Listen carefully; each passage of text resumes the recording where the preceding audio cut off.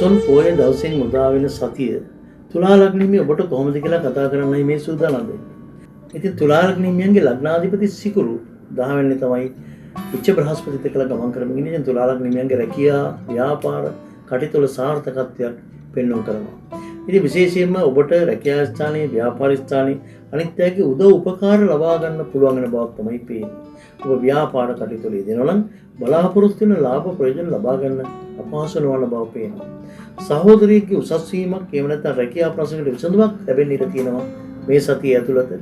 ඒ වගේම යහපත් අයගේ ආශ්‍රය ලබා ගන්න ඔබට හැකියාව තියෙන බව පේනවා.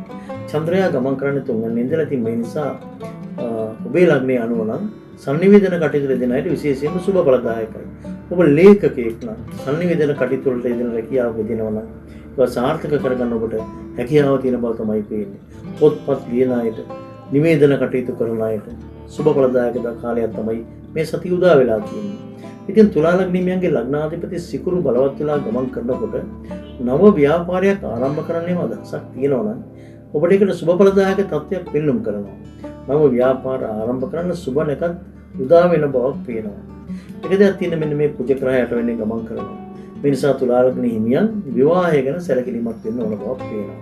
දැනටමත් ඔබ විවාහ වෙලා ඉන්නවා නම් විරද නැත්නම් සැමියාට යම්කිසි බාධා සහිත තත්ත්වයක් පේනවා. ඒ වගේම ඔබ දෙපළගේ සමගිය පිළිබඳව දැඩි සැලකිල්ලක් දක්වන්න සහයෝගයෙන් කටයුතු කරන්න කියලා තුලා ලග්න හිමියන්ට මතක් කරන්න කැමතියි. ඔබ විවාහ වෙලා නැත්නම් මංගල යෝජනා ගැන හොයලා බලන්නත් මේ සතියේ ඒ තරම්ම සුදුසු තත්ත්වයක් නෙවෙයි තියෙන්නේ. අත්‍යන්නාධිපති කුජ ග්‍රහය දුර්වල ගමන් කරන නිසා එවැනි කටයුතු තව ටික දවසක් කල් දැම්මට කමක් නැහැ. ඉතින් කොහොමුණත් තුලා ලග්නින් ඔබට මේ සතියේ උදා වෙන සතියේ බොහෝ දුර ජයග්‍රාහී තත්ත්වයක් තමයි තියෙන්නේ. සතිය මැද වෙනකොට ගෘහ ජීවිතයේ සාර්ථක තත්ත්වයක් ඇති වෙයි. ගෙදර සමාජිකයොත් එක්කලා සතුටින් කාලය ගත කරන්න පුළුවන් වෙයි. ගෙදර අලුත් වෙඩියාවක් වගේ දෙයක්, ගෘහ භාණ්ඩ මිලට ගැනීමක් වගේ දෙයකට හිත යොමු වෙයි. මේ විදිහට තමයි තුලා ලග්නිමියන්ගේ ගත වෙන්නේ මේ සතියේ මැදදී. සතිය අග වෙනකොට දරුවෝ පිළිබඳව සුබ බලදායක ආරංචියක් ලබා ගන්න, දරුවන්ගේ දියුණුව දැකලා සතුටු වෙන්න ඔබට පුළුවන් වෙන බවක් තියෙනවා. ඉතින් මේ සතිය තුළ ටිකක් මේ කුජ දුර්වල නිසා අනතුරු වලින් ප්‍රවේශම් වෙන්න කියලා ඔබට මතක් කරනවා. ඉවසීමෙන් වැඩ කරන්න, ඉවසීමෙන් සැනසීම ලැබේ කියන පැරණි කියවන මතක තියාගන්න කියලා ඔබට මතක් කරන්න කැමතියි. තුවාලලත් රෝගීන්ට උදව්පකාර කරන එක, සත්තුන්ට කැම දෙන එක සහ මරණයට කැපෙච්ච සතෙක් ඉන්නවනම් නිදහස් කරන්න පුළුවන් නම් සුබ බලදායකයි.